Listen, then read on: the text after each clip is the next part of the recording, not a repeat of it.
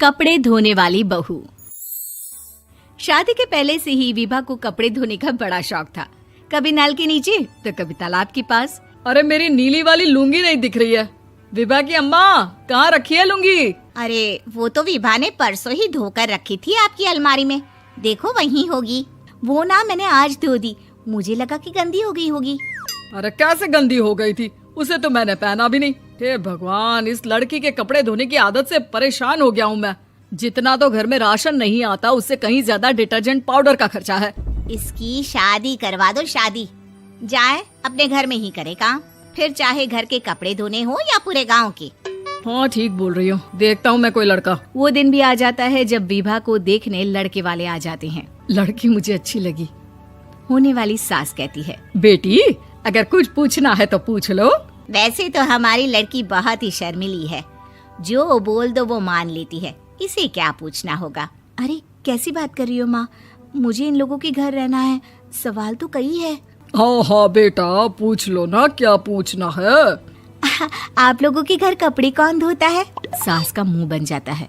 देखो, अगर तुम ये कहना चाहती हो कि तुम्हें कपड़े धोने नहीं आते तो सुन लो, कपड़े मैं ही धोती हूँ, लेकिन तुम्हारे आ जाने के बाद मैं रुमाल तक नहीं धोऊंगी। अरे चुप रहना भाग्यवान, बहू बेचारी घर आई नहीं, उसे डराना शुरू कर दिया।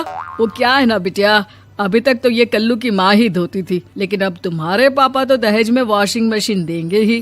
तभी विभा की माँ बोल पड़ती है, सवाल भी पूछा तो क्या। वैसे भाई साहब, मशीन की तो फिर भी कपड़े धोने की कैपेसिटी होती है। मतलब जो बिटिया दे रहे हैं ना विभा, इसे कपड़े धोने का बहुत शौक है। ये आप लोगों के क्या, आस पड़ोस गांव मोहल्ले सबके कपड़े धो दे और उफ तक ना करे।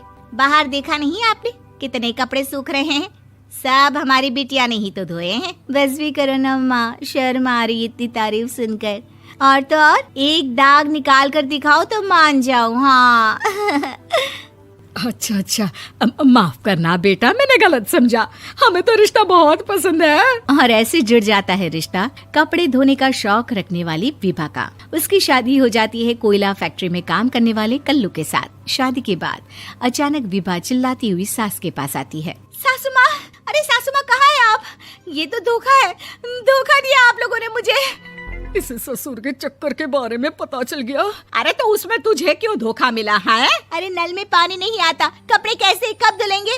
अच्छा, तू पानी नहीं आ रहा उसकी बात कर रही है। तो आपने क्या सोचा? कुछ नहीं।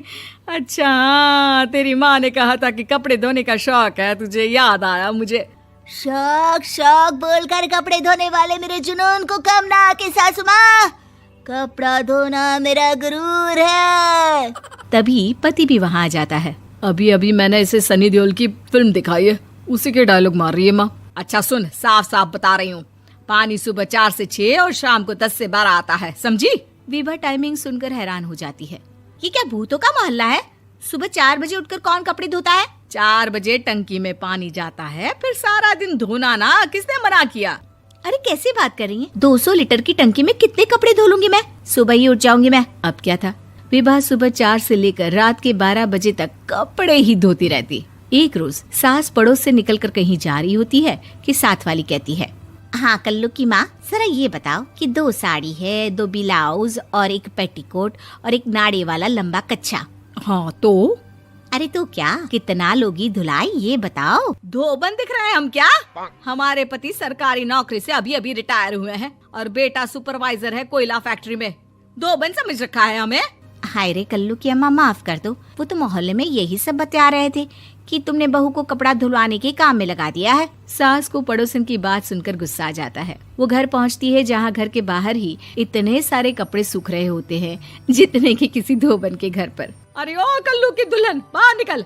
माँ जी यहीं आ जाओ, बाथरूम में चादर धो रहे हैं हम। अरे अभी हम धोते हैं, तुमको बाहर निकलो। ये आस पड़ोस वाले बोल रहे हैं कि हम बहू से कपड़े धुलवा कर उसे कपड़ा धोने वाली बना दिए हैं। अरे छोड़ो ना माँ जी, किन लोगों की बातों में आती हो? आस पास के लोगों का तो काम ही होता है कि वो किसी तरह सास बहू को लड़ा दे। बहू सारे घर के कपड़े धोती है, ये क्या कम है? बोलिए। सास को भी लग जाता है कि वो बहू का ये सनकीपन नहीं छुड़वा सकती, इससे अच्छा है कि खुद ही चुप हो जाए।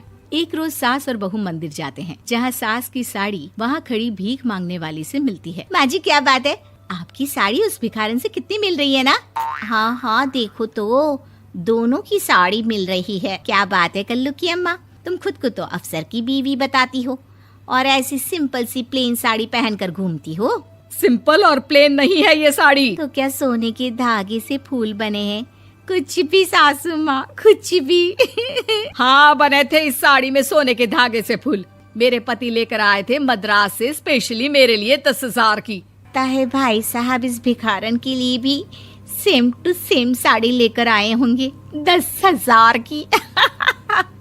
सास उस वक्त तो कुछ नहीं कहती, लेकिन बहू के साथ घर आती है और अलमारी से एल्बम निकाल कर लाती है। ये साड़ी देख रही है, ये वही साड़ी है जिसे मैंने अभी पहना था। इस साड़ी में ये जो चमकदार फूल दिख रहे हैं ना, ये सोने के धागों से काढ़े गए हैं। लेकिन तू लोकल वॉशिंग मशीन ब्रश से घिस घिस कर सारे फूलों को निकाल कर साड़ी प्लेन कर दी। मुझे माफ कर दीजिए सासू माँ। और तो और, जब मैंने तुझे तेरी गलती के लिए कुछ नहीं कहा, लेकिन तूने तो सबके सामने मेरा मजाक ही बना दिया। क्यों? बहू को समझ में आ जाता है कि अब से उसका कपड़े धोना बंद।